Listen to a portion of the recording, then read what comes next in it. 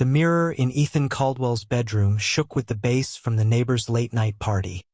But all he could hear was his own heartbeat.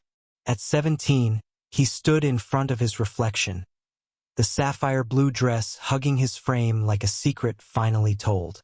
Tonight was Roosevelt High's spring prom in Portland, Oregon, and Ethan was about to walk into a room full of whispers wearing something no one expected. He wasn't always this brave. Growing up in a city that prided itself on being progressive, Ethan still felt the weight of eyes. Classmates who didn't get it, teachers who stumbled over his pronouns, and a father who hadn't spoken to him in months. But tonight wasn't about them. It was about Caleb, the boy who saw Ethan's truth before Ethan even dared to name it. Caleb Martinez, with his easy grin and fearless heart, had been Ethan's anchor since freshman year. They met in art class, bonding over sketches of city skylines and whispered jokes about their teacher's obsession with abstract expressionism.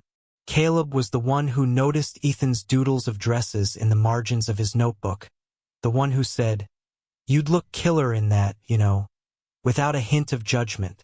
It was Caleb who made Ethan believe he could wear who he was, not just carry it in his heart.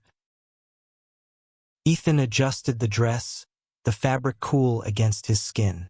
His mom, Lena, poked her head into the room, her eyes soft but worried. "You sure about this, sweetheart? It's a big night." "I'm sure," Ethan said, voice steady despite the flutter in his chest. "Caleb's waiting." Lena nodded, her smile a mix of pride and fear. She'd fought for Ethan every step of the way, through the school board meetings when they tried to ban non-binary kids from using their chosen names, through the awkward family dinners when Ethan's dad, Greg, would leave the table in silence.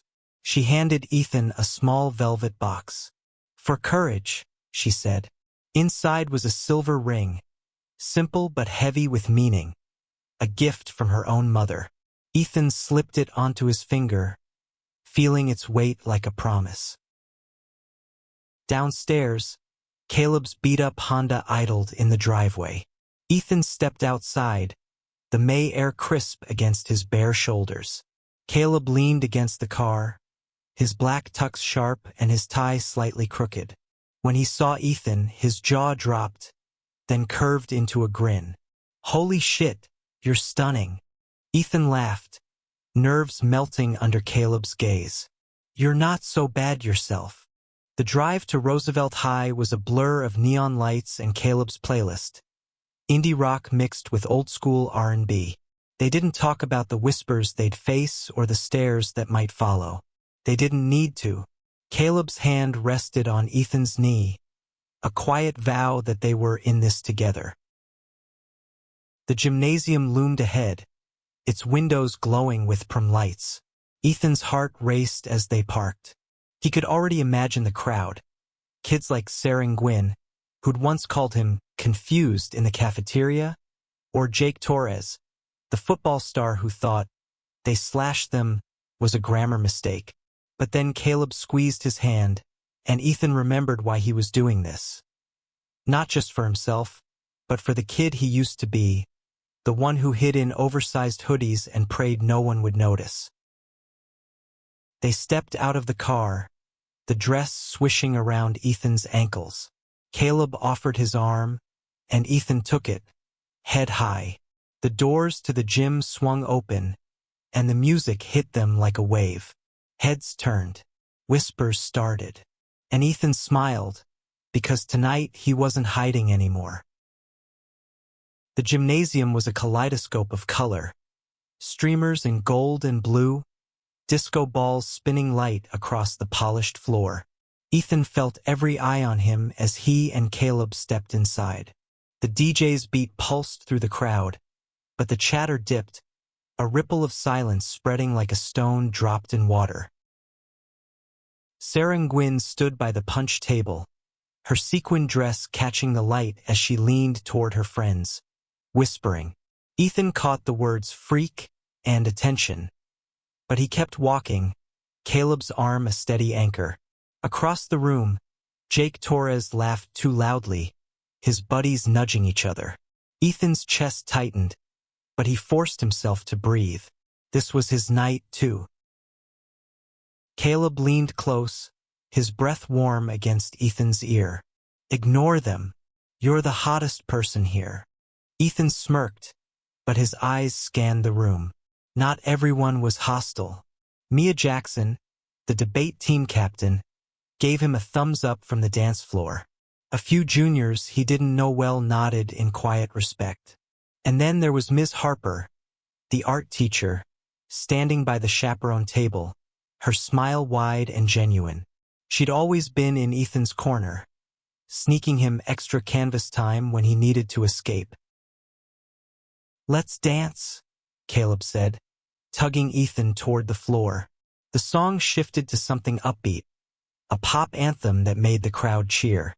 Ethan hesitated, the weight of the stairs heavy, but Caleb's grin was infectious. They moved to the center of the floor, and Ethan let the music take over. The dress flowed with every step, and for a moment, it was just them, spinning, laughing, untouchable. But the moment shattered when Jake Torres pushed through the crowd, his voice cutting through the music. "Yo, Caldwell, what's with the costume? Halloween's in October." His friends snickered, phones already out, snapping photos. Ethan froze, the air sucked out of the room. Caleb stepped forward, his jaw tight. "Back off, Jake. Nobody asked you." Jake smirked, crossing his arms. "Just saying, this is a dance, not a circus." The word stung, but Ethan found his voice. "It's not a costume. It's me." The crowd parted, some kids whispering, others watching in silence. Sarah Gwynn stepped forward, her eyes glinting with something sharp. "You're just doing this for attention, Ethan. It's embarrassing." Caleb's hands balled into fists, but Ethan touched his arm, stopping him. "Let them talk," Ethan said, loud enough for everyone to hear. "I'm not here for them." The music kept playing, but the tension hung thick. Ethan felt the ring on his finger, grounding him. He wasn't here to fight. He was here to live. Ms. Harper appeared, her voice calm but firm. "Jake, Sarah, that's enough. This is a celebration, not a debate club. Let's keep it respectful." Jake muttered something and slunk off, but Sarah lingered, her expression unreadable. Ethan turned away, pulling Caleb back to the dance floor. "Come on," he said.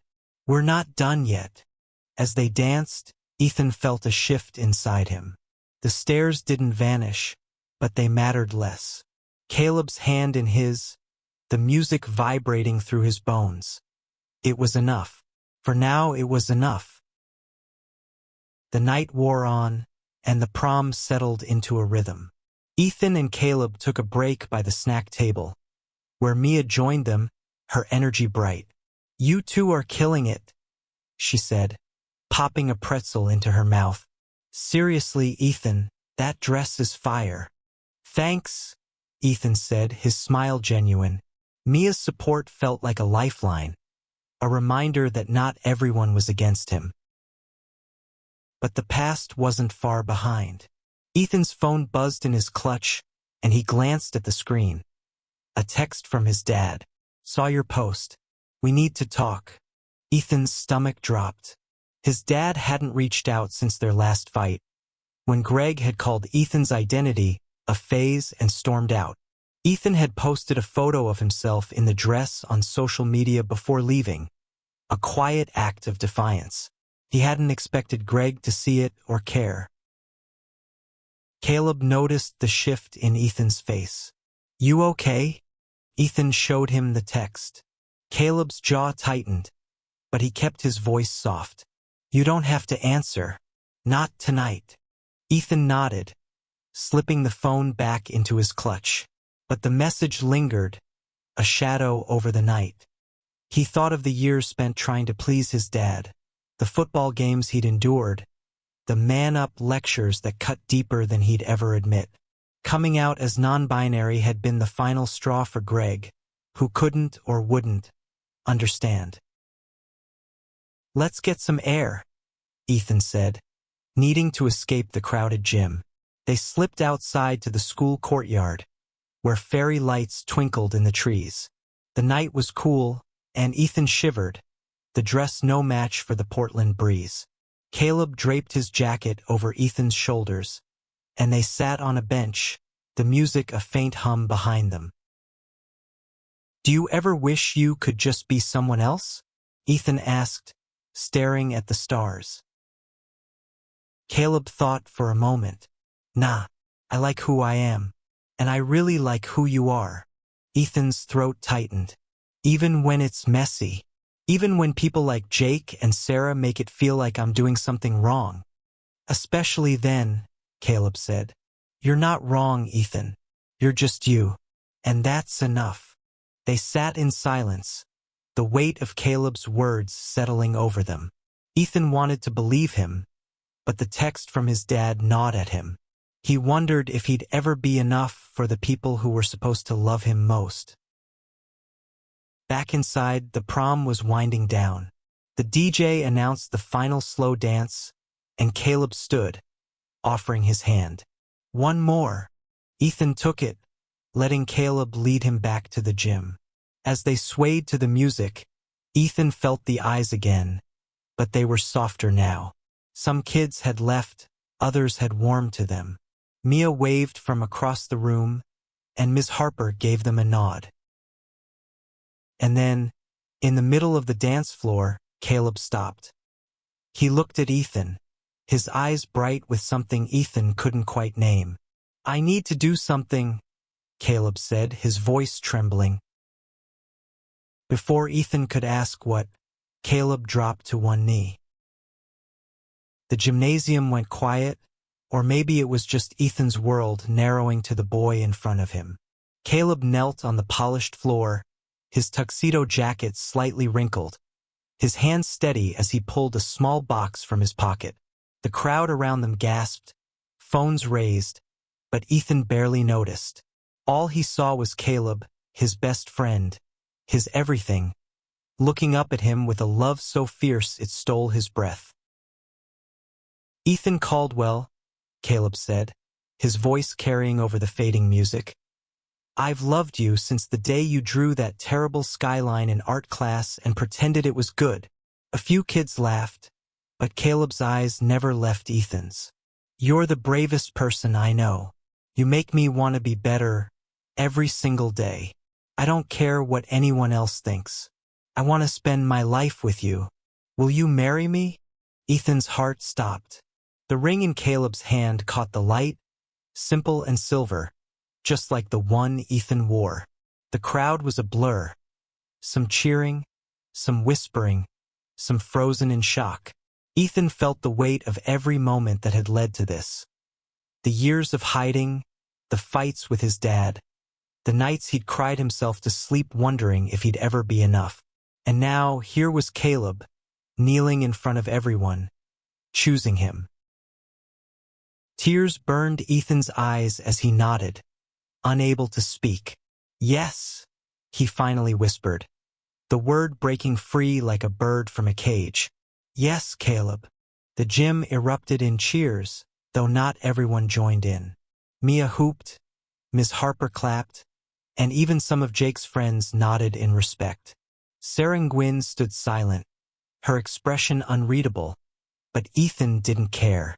Caleb slipped the ring onto Ethan's finger, right beside his grandmother's, and stood, pulling Ethan into a kiss that felt like a promise sealed in starlight. The music started again, a triumphant pop song that pulled the crowd back to the dance floor. Ethan and Caleb stayed in the center, swaying, the world fading around them. Ethan's dress shimmered, and Caleb's arms were a safe harbor.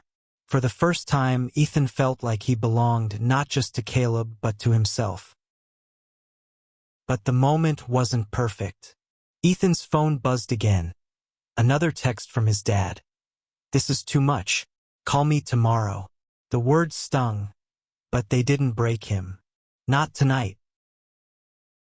As the song ended, Caleb whispered, "You okay?" Ethan nodded, his fingers tracing the new ring. Better than okay.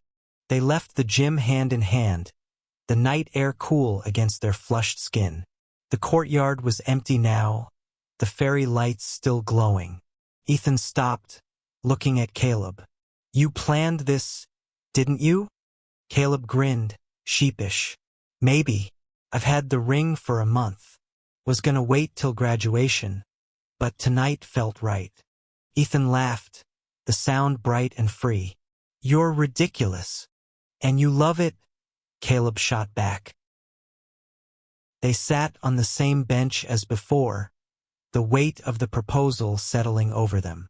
Ethan knew the road ahead wouldn't be easy.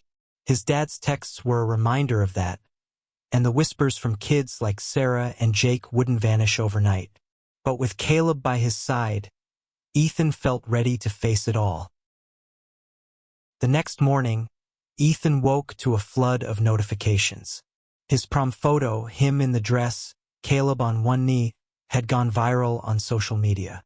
Friends like Mia had shared it with heart emojis, but there were others, cruel comments, memes, even threats from strangers. Ethan scrolled through them, his stomach churning, until Caleb gently took the phone away. "Don't," Caleb said, sitting beside him on Ethan's bed. "They don't get to ruin this." But Ethan couldn't shake the unease. His dad had called twice already, leaving voicemails Ethan hadn't listened to. Lena knocked on the door, her face tense. "Your dad's coming over." He saw the post. Ethan's heart sank. Greg hadn't set foot in the house since their last fight, and now he was coming because of a viral photo. Ethan braced himself, slipping the rings, his grandmother's and Caleb's, onto a chain around his neck for courage. When Greg arrived, the air in the living room was thick with tension. He looked older than Ethan remembered, his eyes tired but sharp. "Ethan," he started, voice low. "This thing at prom, it's all over the internet. People are talking." "People always talk," Ethan said, his voice steadier than he felt. "I'm not hiding anymore." Greg's jaw tightened. "I'm trying to understand, okay? But this dresses, proposals, it's a lot. You're 17. You're my son." "I'm your kid," Ethan corrected, standing taller. "Not your son. And I'm not asking for your permission to be me." Lena stepped in, her voice firm. "Greg, he's happy. Can't you see that?" Greg looked at Caleb, who stood quietly by Ethan's side, then back at Ethan. I want what's best for you." "Then be here," Ethan said, his voice breaking. "Be my dad."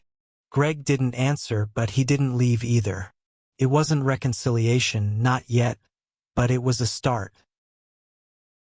At school, the fallout continued. Sarah Gwynn cornered Ethan in the hallway, her tone softer than at prom. "I didn't get it before," she said. "But that was brave." "I'm sorry." Ethan blinked, surprised. "Thanks." Sarah nodded, walking away without another word. It wasn't much, but it was something. Jake Torres stayed quiet, his friends less bold without him leading the charge. And through it all, Caleb was there. Planning their future, dreaming of a small wedding by the coast, talking about college and the life they'd build together. Summer came, and with it a sense of possibility. Ethan and Caleb graduated, their caps decorated with sketches of dresses and city skylines. Greg showed up, sitting stiffly in the audience, but he clapped when Ethan's name was called. It wasn't perfect, but it was progress. The viral post had faded, replaced by new internet dramas, but its impact lingered. Ethan got messages from kids across the country. Teens like him struggling to be seen, thanking him for being visible. He didn't feel like a hero, but he felt like enough. On a warm July evening, Ethan and Caleb drove to the Oregon coast, the rings back on their fingers. They stood on a cliff overlooking the Pacific, the waves crashing below. Ethan's dress, a new one, emerald green, billowed in the wind, and Caleb's laughter echoed as they danced to no music at all.